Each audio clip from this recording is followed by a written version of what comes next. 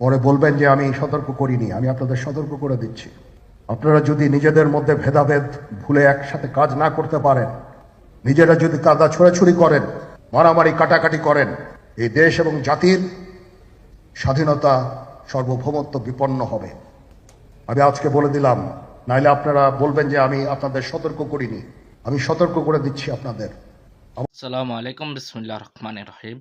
যে যেখান থেকে গিয়ে এই ভিডিওটা দেখতেছেন সবাইকে দেখার সুযোগ করে দেবেন এবং গিয়ে সেনাবাহিনীর গিয়ে প্রধান গিয়ে কি বলতেছে, কিসে এই কথার থেকে কিসের গন্ধ হচ্ছে, কিসের গিয়ে আওয়াজ পাওয়া সেনাবাহিনীর প্রধান কথার থেকে জাতিকে বলতে আমি গিয়ে আপনারা সতর্কবার্তা দিচ্ছি আমি, এবং আর ছোট করবেন না, এবং আর আপনারা বিভেদ করবেন না।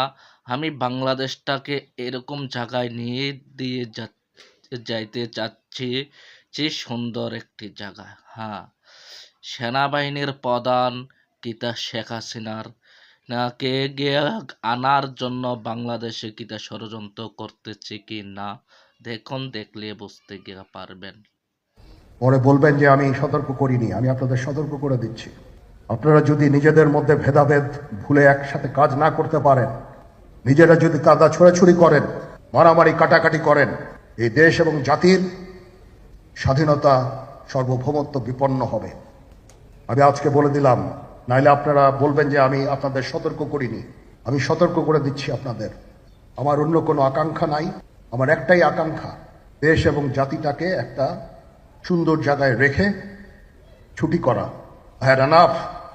For last 7-8 months I had enough.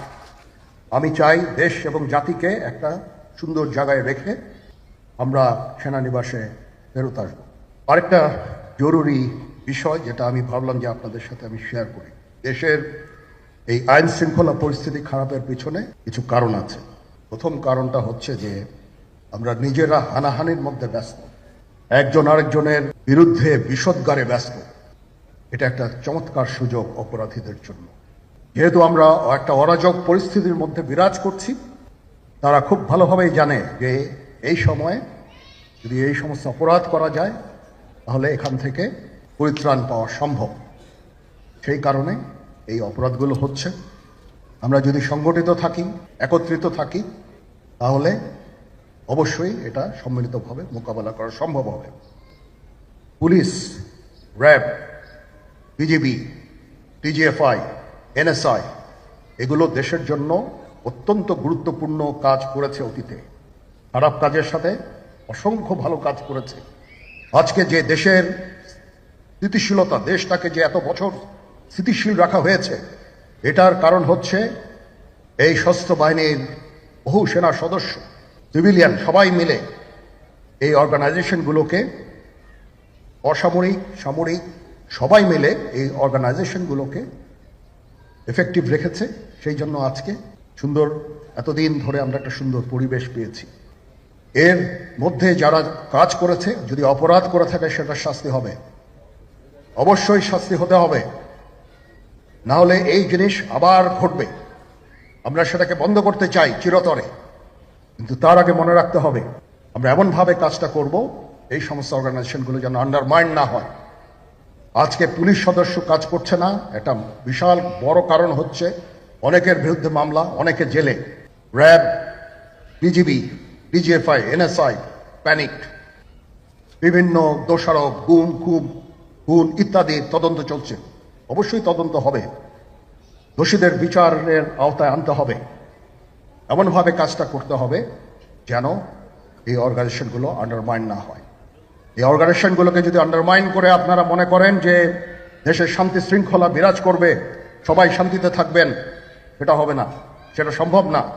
আমি আপনাদের পরিষ্কার করে বলে দিচ্ছি, এই দেশের শান্তি শৃঙ্খলা রক্ষার দায়িত্ব খালি সেনাবাহিনীর না।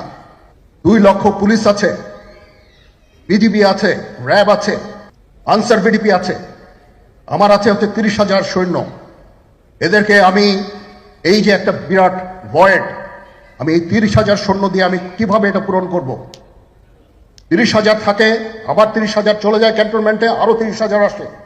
এটা দিয়ে আমরা দিন রাত আমরা চেষ্টা করে যাচ্ছি।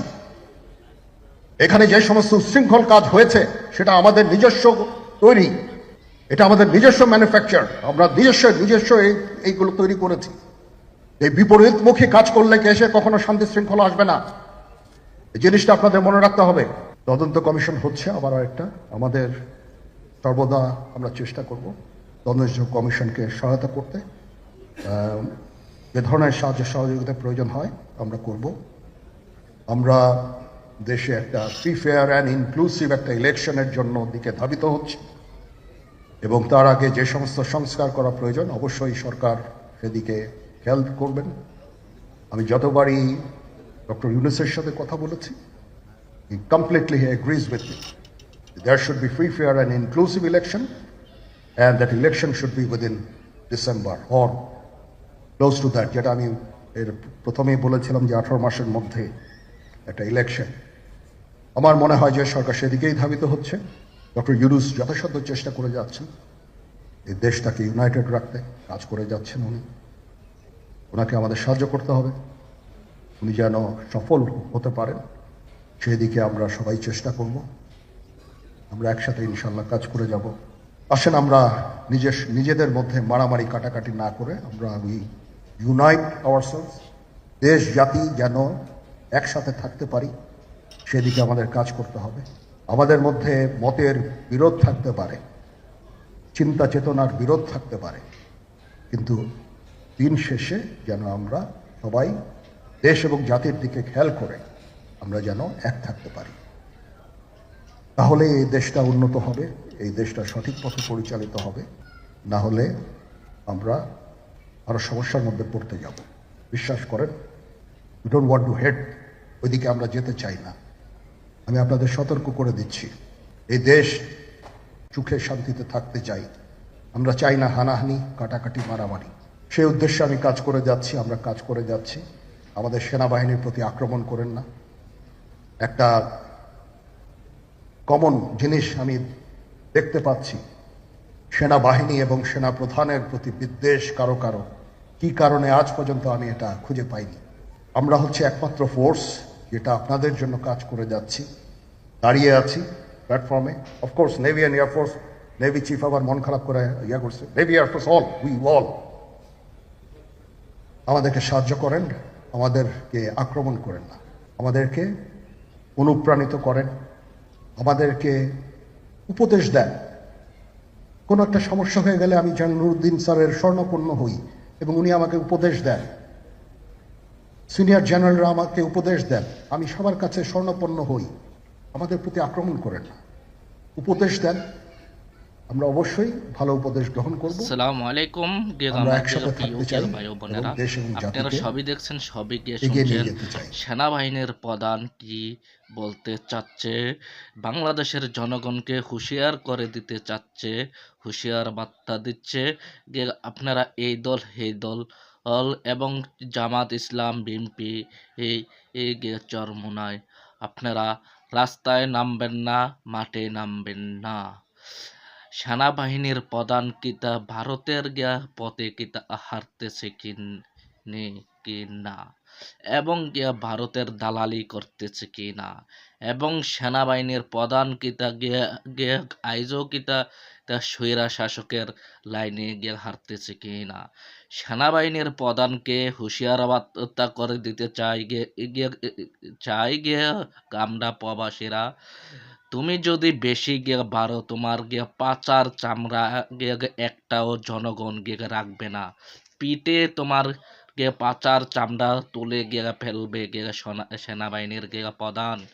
আর তুমি এই জনগণের গেগা লাইনে থাকো এবং জনগণের গেগা কথায় থাকো। তুমি সেনাবাহিনীর প্রধান যদি জনগণের কথার বাইরে যদি যাও, তোমাকে কে কে গিয়ে সেনাবাহিনীর থেকে গিয়ে নামাইতে গিয়ে 1 সেকেন্ডের গিয়ে ব্যাপারও গিয়ে লাগবে না। 1 সেকেন্ডের মধ্যে তোমাকে রাস্তায় গিয়ে নামিয়ে কুত্তার মতন গেরা পিটা শুরু করবে জনগণ। আমি এবারের মতোই বিদায় নিচ্ছি। এই আবার পরবর্তীতে আপনার মাঝে দেখা হবে। আসসালামু আলাইকুম।